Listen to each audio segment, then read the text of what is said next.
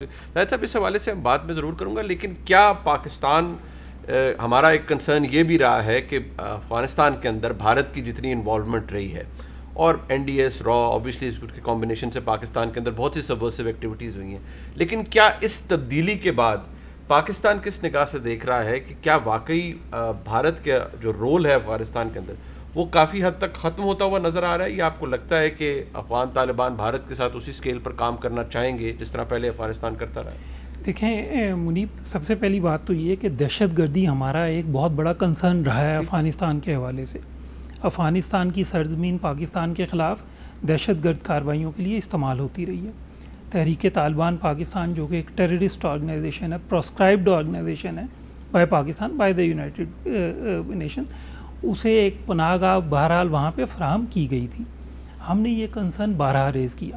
ہمارا افغانستان کے ساتھ ایک میکنزم موجود ہے جسے ہم کہتے ہیں Afghanistan Pakistan action plan for peace and solidarity. اس میں دو ورکنگ گروپس، ایک سیکورٹی کوآپریشن اور ایک انٹیلیجنس کوآپریشن۔ ہم نے اس فورم سے بھی بارہا یہ بات کی، لیکن ہمارا یہ کنسرن ایڈریس نہیں ہوا۔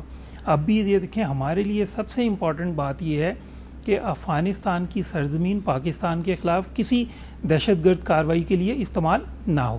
ہم یہ سمجھتے ہیں کہ پاکستان کی ایز اے پالیسی اپنی سرزمین کسی کے خلاف نہ استعمال ہونے دینے کا جو کمٹمنٹ ہے وہ ریسیپروکیٹ ہونی چاہیے۔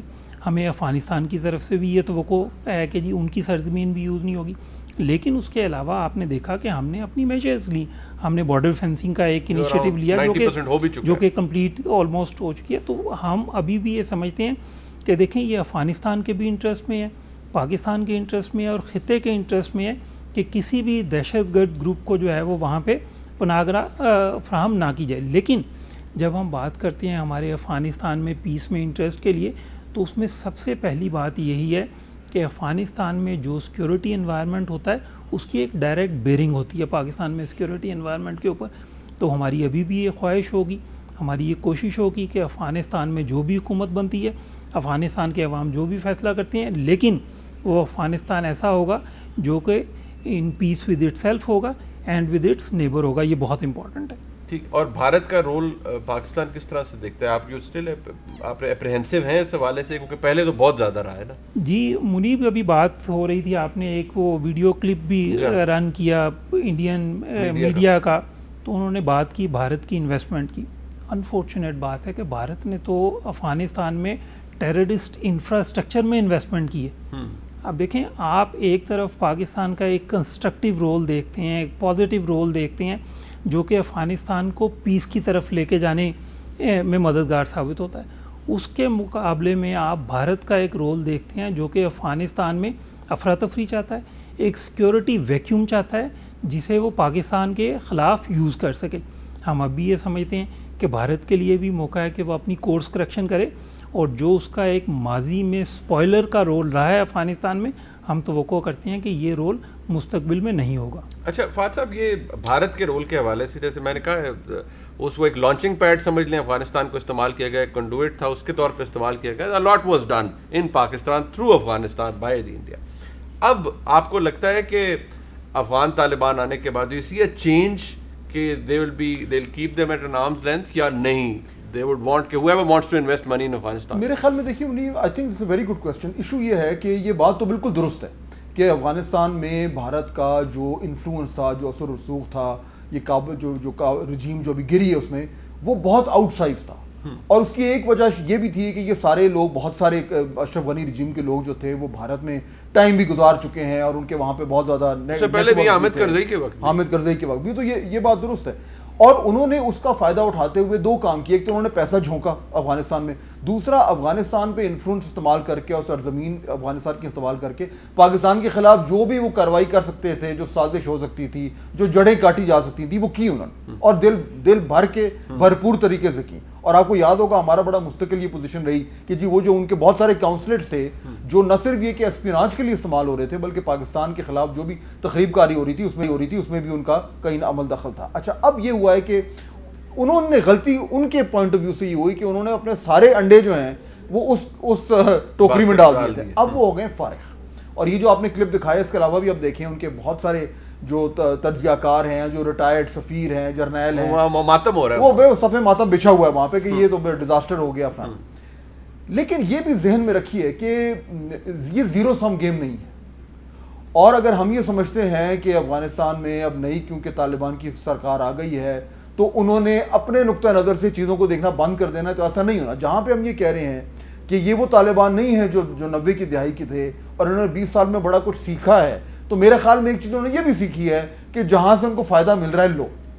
تو یہ بات تو درست ہے کہ بھارت کا اب وہ انفلوئنس, وہ انگریس نہیں رہے گی, لیکن میرے خیال میں دروازے بالکل بند بھی نہیں ہوں گے. ابھی شاید فوری طور پر ہو جائیں, لیکن الٹیمیٹلی دیکھیے افغانستان کو پیسے کی ضرورت ہے. اگر بھارت کہتا ہے کہ جی یہ لو اتنے ارب ڈالر لے لو which they can, تو میرا آپ کے خیال میں وہ کہیں گے نہیں ہمیں نہیں چاہیے.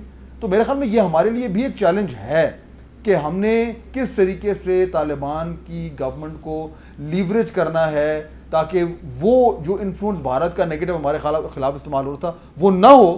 لیکن ہم نے یہ بھی نہیں بننا کہ نہیں جی نہ آپ ان کو آنے دیں گے اور جب تک, کیونکہ ہم کہتے ہیں ایسا نہیں ہوگا. ہاں وہ ظاہری بات ہے, ایک نیونس قسم کی اب یہ معاملات چلیں گے. لیکن یہ بات تو بالکل درست ہے کہ ان کا انفلوئنس جو تھا وہ اب بالکل فارغ ہو گیا اور اس لیول تک اب وہ نہیں آئے گا میرے خیال میں. اچھا امتیاز صاحب, آپ کے نزدیک سر یہ بھارت کا ہمارا کنسرن رہا ہے اور آپ بھی بخوبی جانتے ہیں, ہم سے بہتر جانتے ہیں, جو جس طرح سے بھارت کا نے استعمال کیا ہے افغانستان کی سرزمین کو پاکستان کے خلاف, اور جس طریقے سے بھی, کیا وہی کچھ ریپیٹ ہو سکتا ہے؟ کیونکہ آبویسلی سر افغانستان کے اندر ایک نئی رجیم آ رہی ہے, لیکن ایز یو ہیو سیڈ, ابھی خود آپ فرما رہے تھے جس طرح کہ بہت کچھ ہوا ہے پچھلے 20 سالوں کے اندر, وہ بھی بڑے شاطر اور چلاک ہو گئے ہیں افغان طالبان بھی, اور ان کو بھی پتہ ہے دنیا کے ساتھ پیش کرنا ہے, انویسٹمنٹ کروانی ہے, افغانستان کو چلانا ہے. تو بھارت کا وہ انفلوئنس دوبارہ آ سکتا ہے, کیونکہ اگر آئے گا تو وہ پاکستان کے لیے بڑی فکر والی بات ہوگی ماضی کے حوالے سے بھی اور ماضی کو ذہن میں رکھتے ہوئے. یا آپ سمجھتے ہیں کہ نہیں, اس حد تک نہیں ہو سکتا؟ اس وقت تک نہیں ہوگا, لیکن ہمیں نہیں بھولنا چاہیے کہ ایک زخمی بھارت جو کہ اس علاقے میں کندھا ہے امریکہ کے لیے, بینگ اسٹریٹجک پارٹنر, وہ دونوں ملک یہ نہیں بھولیں گے کہ کتنا مرکزی کردار پاکستان نے ادا کیا اس تمام معاملے میں, جہاں تک طالبان کے لیے سفارتی اور سیاسی سپورٹ کا تعلق تھا. اور اس کے علاوہ میں خیال جب جیو پالیٹکس کو آپ دیکھیں تو اس میں بھارت بہت کچھ لوز کیا اس نے, اور اس کو برداشت نہیں کرے گا. مثلاً سب سے بڑی جو ان کی شکست ہے وہ ہے بائی لیٹرل اسٹریٹجک ایگریمنٹ یا سیکیورٹی ایگریمنٹ ہے, BSA جس کو کہتے ہیں, کہ بھارت کے ساتھ اشرف غنی صاحب نے اس پہ دستخط کر لیے تھے, جبکہ پاکستان نے 4-5 سال سے یہ آفر کیا ہوا تھا کہ ہمارے ساتھ یہ بائی لیٹرل اسٹریٹجک ایگریمنٹ کریں. پاکستان نے اشرف غنی کو تکنیکی سہولیات فراہم کرنے کی پیشکش کی, اپنی اکیڈمیز میں ٹریننگ کرنے کی پیشکش کی, اپنے فوجی انجینئرز افغانستان بھیجنے کی پیشکش کی, مگر وہ لوگ ٹس سے مس نہیں ہوئے. اور اس کی بنیادی وجہ انڈیا تھا. انڈیا میں ہم چونکہ ڈائلاگ کے سلسلے میں جاتے رہے ہیں, ہم نے کوئی 24 ڈائلاگ کیے جس میں سے 13-14 ہم کابل اور مزار شریف میں کیے. وہاں پہ ہم جس وزارت میں بھی جاتے تھے, ڈائریکٹر جنرل لیول کا بندہ, آپ جیسے نوجوان, آپ جوان لوگ بیٹھے ہوتے تھے ڈائریکٹر جنرل لیول پہ, اور اکثر کی جو تعلیم تھی وہ بھارت میں ہوئی تھی. اسی لیے ہم جب بھی جاتے تھے ہمیں ہر دفعہ نوحہ سننے کو ملتا تھا, اور وہ پاکستان ان کا بالکل نشانے پہ ہوتا تھا. اسی وجہ سے انہوں نے پاکستان کی طرف سے فوجی تربیت کی کوئی بھی پیشکش قبول نہیں کی جس سے اس مخاصمت کی بو آتی تھی جو بھارت کو پاکستان سے ہے. لہٰذا ہمیں کسی غلط فہمی میں نہیں ہونا چاہیے اس معاملے میں. اس کا البتہ ایک اور چیلنج ہے اس میں کہ کیا ہم خود تمام معاملات کو سمارٹلی, دور اندیشی کے ساتھ مینیج کر پائیں گے. یعنی ہمارے ہاں کلچر ہے شور شرابہ کرنے کا, جیسے کہتے ہیں نا بھانڈ کلچر ہے, کہ جس کے سامنے مائک اور کیمرہ آ جاتا ہے وہ افغانستان انڈیا ایکسپرٹ بن کے بات چیت شروع کر دیتا ہے. اس میں ہمارے کئی وزیر بھی شامل ہیں, جس کی وجہ سے پاکستان کے حکومت کے لیے, ریاست پاکستان کے لیے بڑے مسائل پیدا ہوتے ہیں. تو ہمارا سب سے بڑا چیلنج یہ ہوگا کہ کس طرح ہم اپنے منہ بند رکھیں اور ایک دو جیسے زاہد صاحب بیٹھے ہیں جیسے لوگ بات کریں خارجہ امور پہ. دوسرا سب سے بڑا مسئلہ یہ ہوگا ہمارے لیے کہ جو مذہبی انتہا پسندی کا جو جن ابھرا تھا دہشت گردی کے خلاف جنگ کے نعرے کے تحت, اس کو پاکستان نے بڑی مشکل سے بند کیا ہے. اور آپ کو بھی فہد, آپ کو بھی معلوم ہوگا, آپ بھی فالو کرتے رہے ہیں کہ وہ جن بڑی مشکل سے بند ہوا ہے, اگر اب ہم نے غیر ضروری طور پہ طالبان کو کوٹ کرنا شروع کر دیا, ان کی ہم نے ایمپلیفیکیشن شروع کر دی, ان کو ہیرو بنا پیش کر دیا, تو مجھے ڈر ہے کہ یہاں پہ جنوں کو ہم نے بند کیا ہے وہ پھر کہیں آہستہ آہستہ سر اٹھانا نہ شروع کر دیں, پھر ہمیں اس عذاب میں مبتلا نہ کر دیں جو ہم آج سے 10-12 سال پہلے تک تھے, 6 سال پہلے تک. اور وہی مذہبی انتہا پسندی کے نام پہ اٹھنے والے لوگ, چاہے وہ داعش ہے, چاہے TTP ہے, جمعیت علماء اسلام کے اندر بھی بہت سارے ایسے لوگ ہیں جو بلوچستان اور سابقہ فاٹا علاقوں میں چھپے بیٹھے ہیں, وہی استعمال ہوں گے پاکستان کے خلاف دہشت گردی میں, وہی استعمال ہوں گے پاکستان کو بدنام کرنے کے لیے. لہٰذا ہمارا بہت کڑا امتحان ہے اس وقت.